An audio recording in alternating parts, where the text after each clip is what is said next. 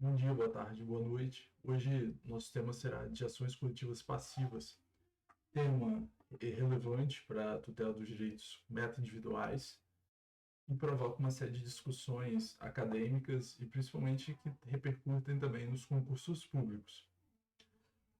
A tutela ativa dos direitos meta-individuais é uma tutela que não existe qualquer tipo de questionamento quanto à legitimidade ou à sua existência. Portanto, a possibilidade de ações coletivas passivas gera certa discussão. Primeiramente, a gente tem que entender o que são as ações coletivas num aspecto mais amplo, para depois a gente partir para a análise da tutela coletiva passiva. As ações coletivas elas têm o objetivo da defesa e a tutela dos direitos meta-individuais, sejam originalmente, naturalmente meta-individuais, como, por exemplo, os direitos coletivos e difusos. Também tem a defesa dos direitos individuais homogêneos, que são acidentalmente coletivos. E nessa defesa, o sistema processual brasileiro adotou um mecanismo de legitimidade por parte de órgãos que estão descritos na lei, no caso especificamente da Lei de Ação Civil Pública, e lá tem a possibilidade daqueles que têm a atribuição disjuntiva para a promoção da ação civil pública ou de qualquer tipo de ação coletiva, em razão da existência do microsistema de tutela coletiva. Vou mostrar aqui para vocês. O artigo 5º da Lei de Ação Civil Pública prevê que tem legitimidade para propor a ação principal e a ação cautelar de ação civil pública o Ministério Público, a Defensoria Pública, a União, os Estados, o Distrito Federal, os municípios, autarquias, empresas públicas, as associações, desde que preenchidos certos requisitos legais. E o próprio artigo já introduz mencionando legitimidade para propor. Ao mencionar legitimidade para propor, a regra que trata-se de uma legitimidade ativa, ou seja, para ajuizar a ação coletiva. A lei não fala, são partes na ação principal e na ação cautelar. Diz, tem legitimidade para propor. Com base nisso, não restam dúvidas que existem ações coletivas ativas, ou seja, o Ministério Público visando a tutela dos direitos meta-individuais, por exemplo, meio ambiente, consumidor, os bens de valor artístico, histórico, infrações contra a ordem econômica, proteção da ordem urbanística, a honra e dignidade de grupos étnicos e raciais. Então não existe dúvida quanto a essa possibilidade. Há uma vulneração, uma ameaça a esses direitos de natureza meta-individual, então haverá a possibilidade de ajuizamento de ação. Passa um questionamento se quando a lei menciona o artigo 5º da legitimidade para propor, sem fazer qualquer tipo de ressalva, muita possibilidade de haver uma tutela processual um polo passivo, a doutrina afirma que não é possível as ações de natureza passiva, as ações coletivas de natureza passiva. Entretanto, a doutrina traz alguns argumentos que eu vou mostrar aqui do porquê que isso não procede, principalmente os trazidos pelo professor Fred Didier e pelo professor Hermes Zanetti, que tem um livro em conjunto que é excelente e eu vou deixar aqui na descrição do vídeo. Nesse aspecto, os fundamentos jurídicos para a admissibilidade são a inexistência de regra expressa, ou seja, mesmo que não exista a regra prevista lá no artigo 5º, estabelecendo legitimados passivos, é possível analisar isso com base numa perspectiva do próprio sistema como um todo. Por exemplo, o próprio acesso à justiça, que não diz simplesmente respeito daqueles que figurem no polo ativo da demanda, mas também no polo passivo. e também a possibilidade do princípio da atipicidade das ações coletivas, que não são aquelas simplesmente previstas na lei, mas também são todas as medidas ou ações para a tutela dos direitos meta-individuais. E, além disso, há uma série de artigos previstos na legislação infraconstitucional que reforçam essa tese. O primeiro deles é o artigo 5º, parágrafo 2º da Lei de Ação Civil Pública, que permite que o poder público e as associações podem habilitar-se como litisconsortes de qualquer das partes, inclusive do réu.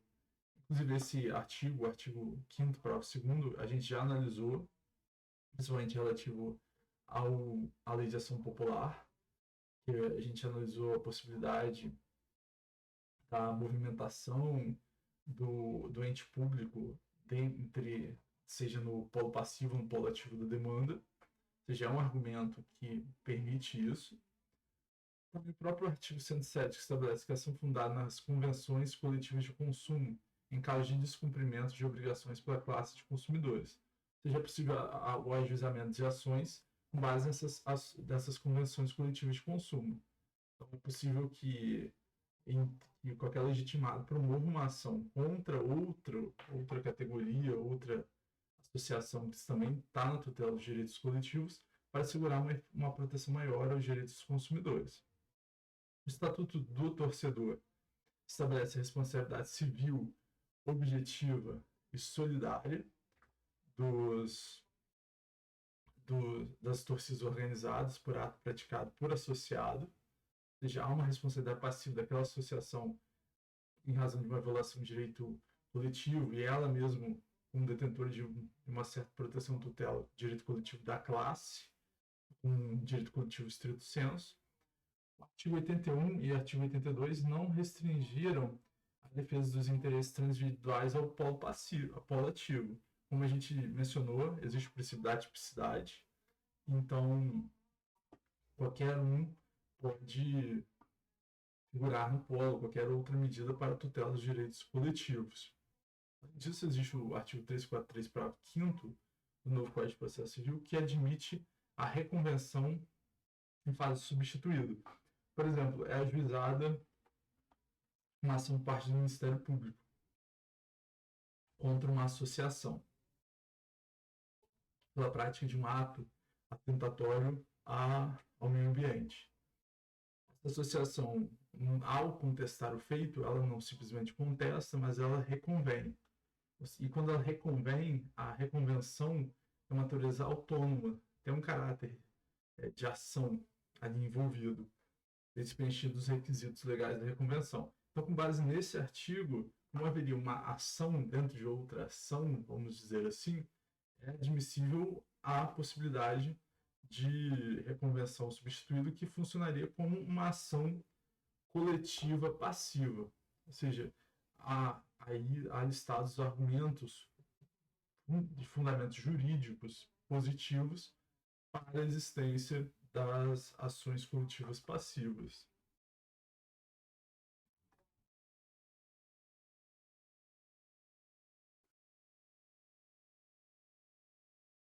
Além disso, a gente tem que tomar cuidado com os requisitos.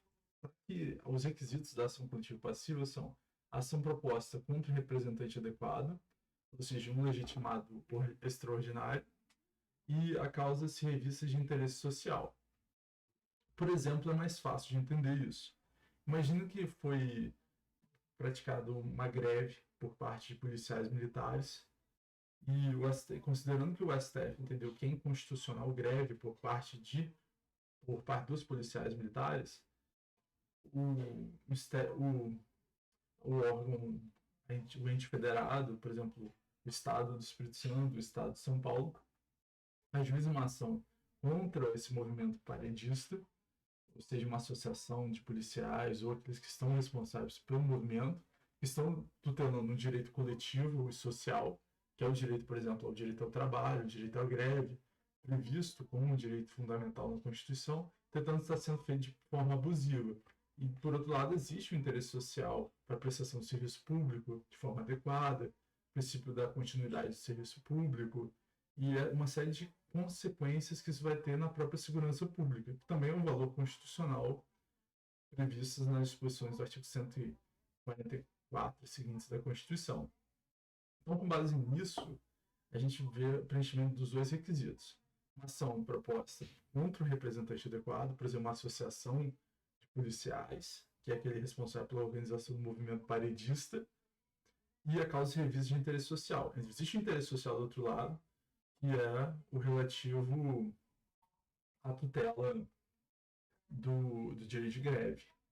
E também tem o contrabalanceamento por outro direito fundamental, que é o direito à segurança pública.